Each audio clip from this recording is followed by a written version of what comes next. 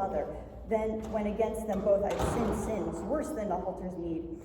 Or do you think that children were a sight delectable for me to gaze at, born as they were born, never with eyes of mine? No, nor the city, nor the citadel, nor the consecrated shrines of the deities, no, from which to my most utter misery, I, of all other men in Thebes, the man most bravely nurtured, cut myself away, and of my own mouth dictated to all to thrust me out.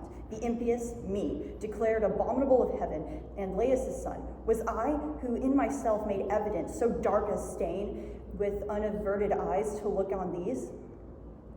That least of all, nay, rather, if there were any way to choke the font of hearing through my ears, I would have tried to seal up all this miserable frame, to live blind, deaf to all things, sweet as it were, to dwell in fancy, out of reach of pain. Cytherean, wherefore didst thou harbor me? Why not at once have slain me? Never then had I displayed before the face of men, whom and from whom I am.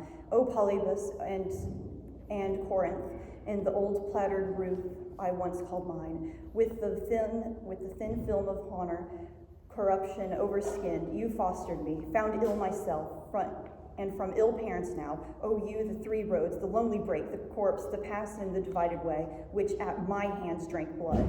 That was my own, my father's. Do you keep in memory what in your sight I did, and how again I wrought when I came hither? Wedlock you gave me being, you raised up seed again, and the same lineage you exhibited, and once incestuous flesh, son, brother, sire, bride, wife, mother, in all ghastliest deeds, wrong among men. But ill done, ill worded. In heaven's name, hide me with all speed away, or slay me, or send adrift upon some sea, where you may look at me no longer. Come, touch if you will, a miserable man. Pray you for nothing, for my misery no mortal but myself can underbear. Creon is at hand. He is the man you need. Who must decide and do, being after you, the sole protector left us for the land. Ah, heaven, what language shall I hold to him? What rightful credit will appear in me? For I have been found wholly in the wrong, and all that passed heretofore. Not as a mocker I come, Oedipus, nor to reproach for any former pain, but you, even if you reverence no more, children of men, at least so far revere the royal sun god's all-sustaining fire.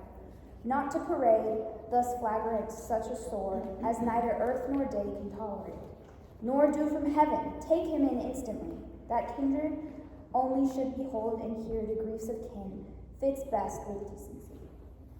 In heaven's name, seeing that you transported me beyond all hope, coming, the first of men, to me, the last of men, grant me one boon. 'Tis for your good, not for my own, I say it. What is it that you crave so eagerly? Out of this country, cast me with all speed, where I may pass without a cost of men. So had I done, be sure, had I not wished to learn our duty first at the god's mouth. Surely his oracle was made all plain, me, the profane, the parricide, to slay. So was it said, but in our present need, 'tis better to inquire what we must do. Will ye seek the answer for a wretch like me? Even you might trust what the god answers now. Aye, and I charge thee, and will beg of thee, order thyself such burial as thou wilt, for her who lies within, seeing it is meet thou do so, for thine own. But nevermore be this my native town burdened with me for living inmate. Rather suffer me to haunt the mountains, where my mountain is, Cytheron, which my mother and my sire, living, appointed for my sepulchre. That is they meant, my slayers I may expire. Howbeit this much I know, neither disease nor aught beside can kill me. Never else had I been rescued from the brink of death, but for some dire calamity. Ah, well, let our own fate wag onward as it may. And for my sons, Creon, take thou no care upon thee. They are men, so that they can never lack the means to live, wherever they be. But my two daughters, wretched and pitiable, for whose repast was never board of mine ordered apart, without me, but in all that I partook they always shared with me. Take care of them, and let me, above all else, touch them with my hands, and weep away my troubles. Pardon, my lord, Pardon, illustrious sir, if but my hands could feel them, I might seem to have them still, as when I could still see. What do I say? In heaven's name, do I not hear my two darlings, somewhere shedding tears? And can it be that Creon, pitying me, sends my dearest, my two daughters, hither? Is it so indeed? Yes, it is I vouchsafed this boon, aware what joy you have and long have had of them. Why then, good luck go with thee, and providence be guardian to thee, better than me. In payment for their coming, children dear, where are you? Come hither to my arms, to these brotherly arms, procures the eyes that were your sires, once bright, should see. Thus, whom Shem, own children, to have been author of you, unseeing, unknowing, in her bed, whence I derived my being. You I weep for I cannot gaze on you, knowing what is left of bitter in the life, which at men's hands you needs must henceforth live. For to what gatherings of the citizens will you resort, or to what festivals, whence you will not, in place of holiday, come home in tears? Or, when you shall have grown to years of marriage, who will be the man to abide the hazard of disgrace, such as must be the bane of both my sons?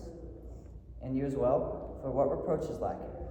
Your father slew his father, and became father of you, by her who bare him. So, will they reproach you? Who will wed you then? No one, my children. But you needs must wither, barren, unwed. But thou, Minos' son, since thou art all the father, these have left them. For we, the two that are the parents, now are both undone. Do not thou suffer them to wander, vagabond and husbandless. Think of thy kin, nor let them fall so low, as are my fortunes, but have pity on them, seeing them so tender and so desolate, of all friends, but for thee. Give me thy hand, good sir, and promise this. To you, my girls, if you are old enough to understand, I should have much to say. But as it is, this be your prayer, in some permitted place, that you may breathe and have a lot in your life happier than this, who did engender you. Get thee in, thou hast bewailed thee enough in reason. Though it be bitter, I must do it. All is good in good season. Do you know how to make me? Say on, and I shall know. Banish me from this country. That must the god bestow. But to the gods, above all men, I am a mark for hate. And for that same reason you will obtain it straight. Say you so? Yes, truly, and I mean what I say. Lead me hence then, quickly. Go, but let the children stay. Do not take them from me. Think not to have all at thy pleasure, for what thou didst attain to far outwent thy measure. Look ye, countrymen and Thebians, this is Oedipus the Great, he who knew the Sphinx's riddle and was mightiest in our state. Who of all our townsmen gaze on his fame not with envious eyes?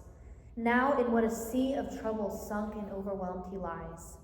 Therefore, wait to